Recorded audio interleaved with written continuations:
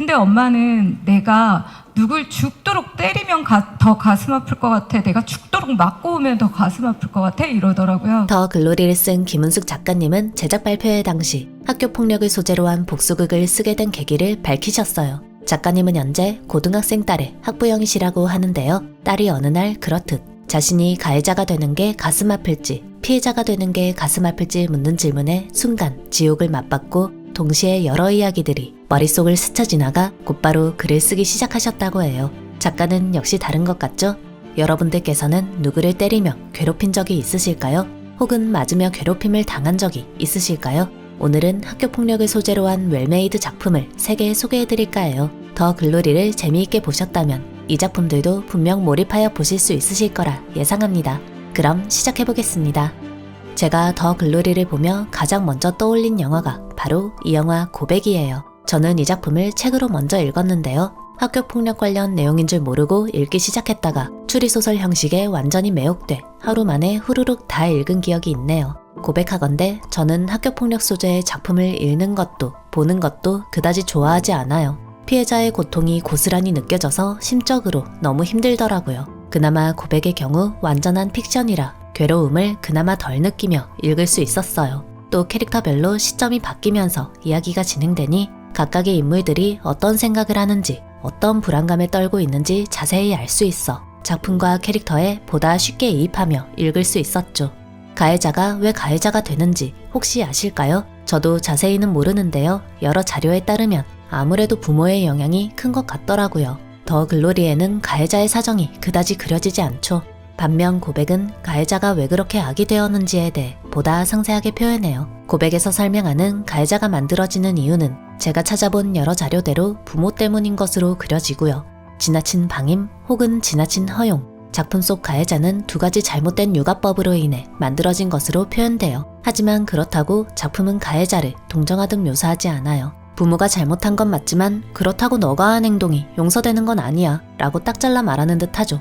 제가 더 글로리를 보며 고백을 떠올린 이유는 다름 아닌 앞서 말씀드린 학교폭력이라는 소재가 닮았기 때문이기도 한데요.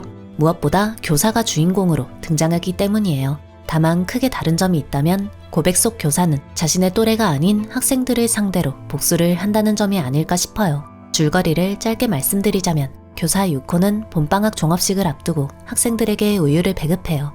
학생들은 우유를 맛있게 먹으며 교사의 말은 귓등으로도 듣지 않죠. 하지만 유코가 몇 달 전 죽은 자신의 딸에 대해 이야기하자 분위기는 점차 가라앉고 심지어 딸을 죽인 범인이 교실에 2명 있다고 말하는 순간 교실은 뒤집어져요. 유코는 2 범인을 A와 B로 이니셜을 붙여 설명하는데요. 과학 천재 A는 담임의 딸아이를 죽일 용도로 전기가 통하는 손지갑을 만들었고 교실에서 겉돌던 어리숙한 B를 꼬드겨 함께 범행을 저질렀어요. 유코는 아이의 유품을 정리하다 그 사실을 알게 됐고 2 학생을 용서할 수 없어 결국 2 학생이 먹을 우유에 에이즈 환자의 피를 넣었죠. 이야기는 전반적으로 차갑고 어두운 분위기 속에서 진행돼요. 가해자의 상황을 상세히 표현하면서도 동정이나 안타까움은 전혀 들어있지 않아 상황을 완전히 이해함과 동시에 속 시원하게 보기에도 좋았고요. 대단히 세련된 연출, 절제된 잔혹함, 파괴적인 스토리, 그리고 확실한 복수 덕분에 학교 폭력을 다룬 작품들 중에서 그나마 가벼운 마음으로 볼 수 있었습니다. 저는 이 작품 추천을 아주 오래전부터 여러 번 들어왔어요.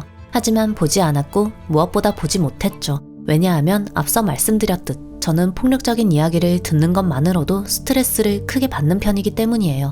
고백은 봤으면서 왜 항공주는 못 보냐고 물어보실지도 모르겠는데요. 고백은 그래도 픽션이잖아요. 복수극이기도 하고요.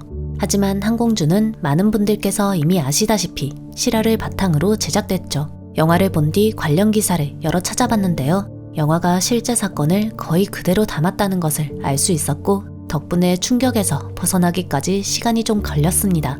줄거리를 말씀드리는 것도 힘들 정도네요. 순화해서 또 돌려서 말씀드리자면 영화는 2명의 여학생이 40명 넘는 남학생들에게 몹쓸 짓을 당한 이야기를 담고 있어요.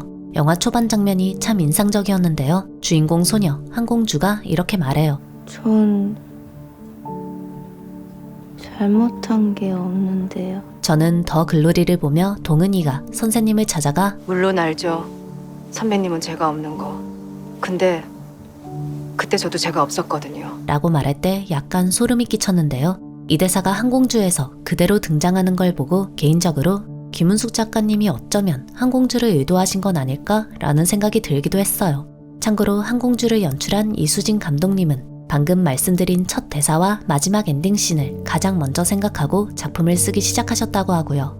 저처럼 작품을 두 눈으로 보는 것이 힘든 분들께서는 알쓸범잡2에서 사건에 대해 다룬 영상이 있으니 알쓸범잡2 밀양으로 검색해서 전문가의 설명으로라도 사건을 파악하시길 추천드리고 싶어요.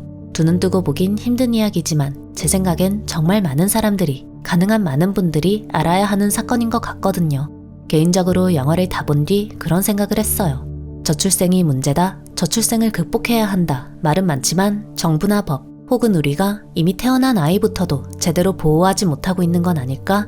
밀양 사건은 피해자 단 2명으로 끝난 것처럼 보이기도 하지만 어쩌면 실은 전 국민에게 트라우마를 남긴 건 아닐까? 라는 생각이요. 이 사건의 가해자들이 당당하게 거리를 활보하는데 어느 부모가 아이를 안심하고 키울 수 있으며 어느 부부가 마음 놓고 아이를 낳을 수 있을까요? 미국, 일본 등의 나라는 가해자 인권에는 가차없는 걸로 알고 있어요. 잡자마자 신상을 공개하고 미국의 경우 정도가 지나친 범행을 저질렀을 땐 한 사람에게 무려 2번의 사형을 내리기도 하죠. 밀양 사건 피의자들은 청소년이라 교화될 가능성이 있다는 이유로 단 1명도 형사처벌을 받지 않았다고 해요. 그런데 저는 그런 판결에 묻고 싶어요. 보통의 사람들은 드라마나 영화로도 누군가가 슬퍼하고 괴로워하는 걸 보기 힘들어 하잖아요.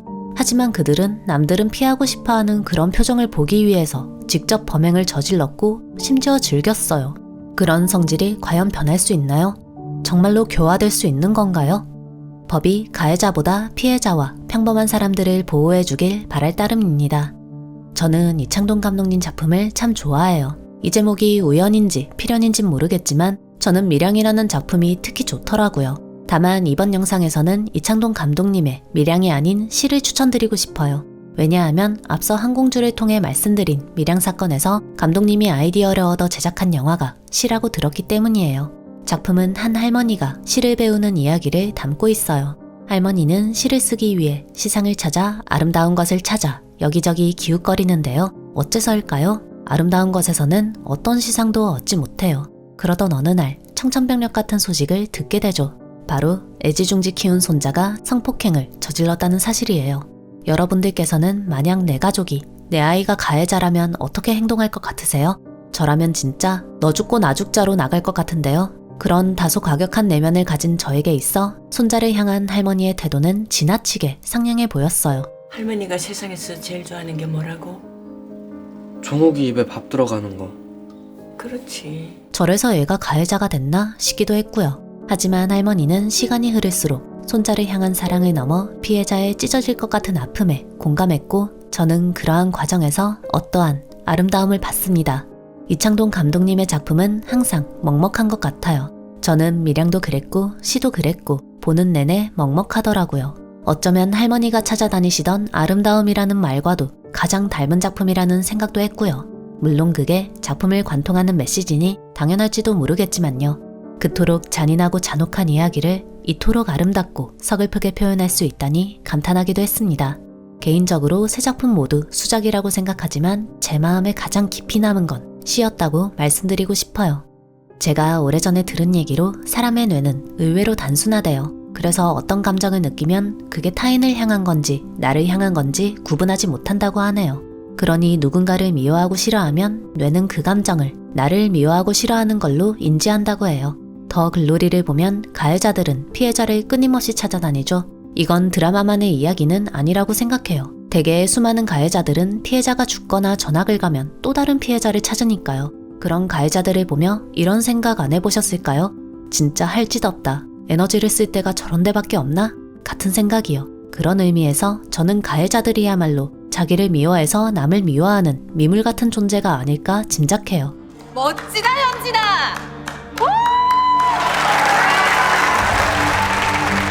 피해받은 분들께서는 재빨리 그들로부터 벗어나 당신만의 아름다운 삶을 살아가시길. 당신의 삶은 그들과 함께하기엔 너무나도 가치 있고 빛나는 것이라고 말씀드리고 싶어요. 오늘 추천은 좀 무거웠는데요. 다음 영상에서는 보다 희망적이고 밝은 이야기를 하려 합니다. 우리 모두 착하게 살아요. 제가 오래 산 건 아니지만 살아보니 인과응보라는 말이 그리 틀린 말은 아닌 것 같더라고요. 영상 봐주셔서 감사드려요. 우리는 다음에 또 만나요. 뿅!